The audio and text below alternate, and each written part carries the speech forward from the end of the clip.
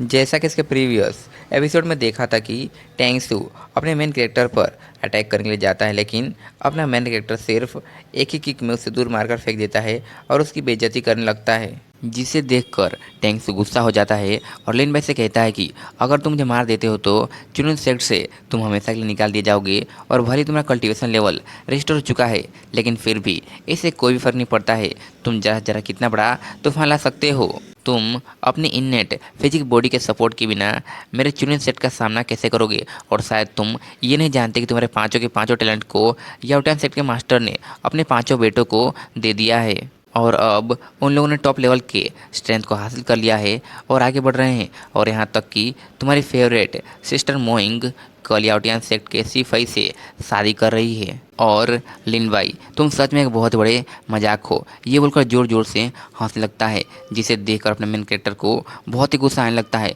और वह जाकर एक पावरफुल अटैक टैंक सू पर कर देता है, जिसकी वजह से टैंक सू यहीं पर मारा जाता है। फिर अपना मेन कैरेक्टर गुस्से में बाकी बचे हुए डिसाइपल्स की तरफ देखता है, जिसकी वजह से सारे के सारे डिसाइपल्स डर जाते हैं और अपने घुटनों पर आ जाते हैं और माफ़ी मांगते हुए कहते हैं कि प्लीज़ सीनियर ब्रदर हमें माफ़ कर दीजिए और हमें यहाँ से जान दीजिए। जिसे सुनकर तो अपना मेन कैरेक्टर गुस्से में आ जाता है और कहता है कि मैं तुम्हारा सीनियर ब्रदर नहीं हूँ, इसलिए मैं जो भी पूछ रहा हूँ उसका सही सही आंसर करो। अगर मुझे थोड़ा भी पता चला कि तुम लोग झूठ बोल रहे हो तो तुम्हारी हालत बिल्कुल टैंक सू की तरह होगी। जिसे सुनकर ये सभी के सभी मान जाते हैं और कहते हैं कि ठीक है, हम आपके सभी क्वेश्चंस के सही से आंसर करेंगे। जिसे सुनकर अपना मेन कैरेक्टर कहता है कि अच्छी बात है, अब चलो मुझे बताओ कि इन बीते हुए दिनों में चुनिन सेक्ट और याओटियान सेक्ट के बीच कौन सी बड़ी चीज़ें हुई हैं, और याद रहे कि तुम्हें इन सभी चीज़ों को पूरे डिटेल में बताना है। जिस पर एक सीनियर डिसाइपल बताता है कि क्योंकि आपको चुनिन सेक्ट में पीस को मेंटेन करने के लिए सेक्रीफाइस कर दिया गया था, उसके बाद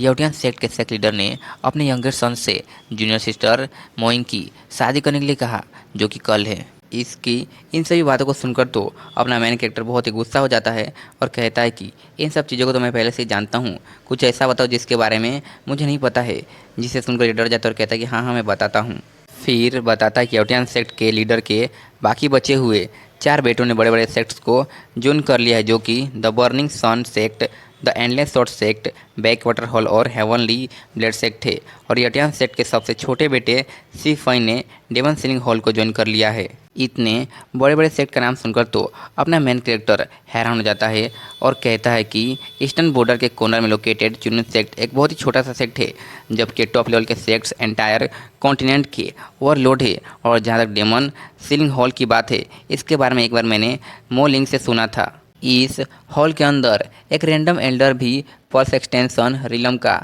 5th लेवल का कल्टीवेटर होता है और इसी के जैसे हजारों एल्डर्स डेमन सीलिंग हॉल के अंदर हैं। ये सब सोच सोच कर अपने मेन कैरेक्टर को बहुत ही गुस्सा आ रहा होता है। उसे इतने गुस्से में देख कर डिसेबल कहता है कि सीनियर ब्रदर, अगर आप रिवेंज लेने के बारे में सोच रहे हैं तो मैं आपको एडवाइस दूंगा कि आप इसके बारे में भूल जाए। जीपिंग के चारों बेटों ने शेर को छोड़ दिया है, हालांकि सीफ अभी भी वहीं पर है, लेकिन उसकी कल्टीवेशन कुछ ही महीनों के अंदर ही पल्स एक्सटेंशन रिलम के पहले लेवल तक पहुंच चुकी है। और उसे प्रोटेक्ट करने के लिए उसकी वेडिंग में डेमन सीलिंग हॉल का एक एल्डर भी आया हुआ है। इन सब चीज़ों को सुनकर अपने मेन कैरेक्टर को बहुत ही गुस्सा आ रहा होता है, लेकिन वह खुद को कंट्रोल करता है और इन सभी से कहता है कि मैं तुम लोगों को नहीं मारूंगा, लेकिन मैं तुम सभी की मेमोरी को इरेज कर दूंगा। ये बोलकर उन सभी की मेमोरी को इरेज कर देता है और उन लोगों को यहाँ से जाने के लिए कहता है। इन लोगों के जाने के बाद इन लोगों के द्वारा मारे गए बीस्ट को देखते हुए कहता है कि यह बीस्ट 2 स्टार का बीस्ट है और इसके अंदर एक कोर तो ज़रूरी होगा, और अगर मैं इस कोर को रिफाइन कर लेता हूँ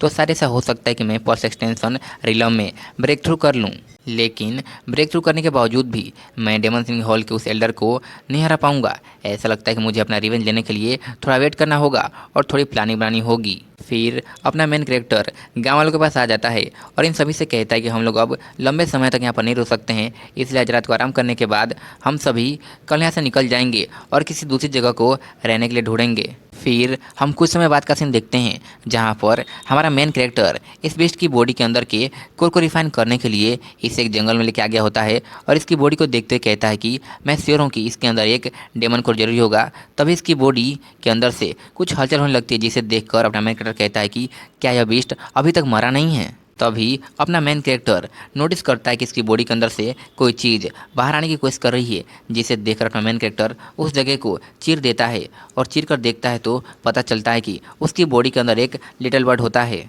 जिसे अपना मेन कैरेक्टर उठाकर अपने हाथों में रख लेता है और इसे देखते हुए कहता है कि यह तो एक छोटा सा बच्चा है। तभी यह बर्ड अपनी कॉन्शियसनेस में आ जाता है और अपने मेन कैरेक्टर पर अटैक कर देता है, जिससे अपना मेन कैरेक्टर बाल बाल बचता है। और इस अटैक में लिटरली इतनी ज़्यादा पावर होती है कि इसने अपने मेन कैरेक्टर के पीछे के जंगल को ही डिस्ट्रॉय कर दिया होता है, जिसे देखकर अपना मेन कैरेक्टर हैरान हो जाता है और कहता है कि ये कैसे पॉसिबल हो सकता है कि अभी जन्मे हुए एक बच्चे के पास इतनी ज़्यादा टेरिफाइंग पावर हो सकती है। क्या ऐसा हो सकता है कि यह एक म्यूटेंट मॉन्स्टर हो? फिर अपना मेन कैरेक्टर बताता है कि मॉन्स्टर्स उन एनिमल्स से विकसित होते हैं जो कि सन और मून के एसेंस को एब्जॉर्ब करते हैं, और जहाँ तक मैजिकल बीस्ट की बात है, उनका पालन पोषण हेवन एंड अर्थ की तरह होता है और मिलियंस ऑफ मॉन्स्टर्स के बीच में एक ही मैजिकल बीस्ट के पैदा होने का चांस होता है। और हर एक मैजिकल बीस्ट अपने जन्म के तुरंत बाद 3 स्टार तक पहुंच जाता है, जिसका कल्टीवेशन लेवल पल्स एक्सटेंशन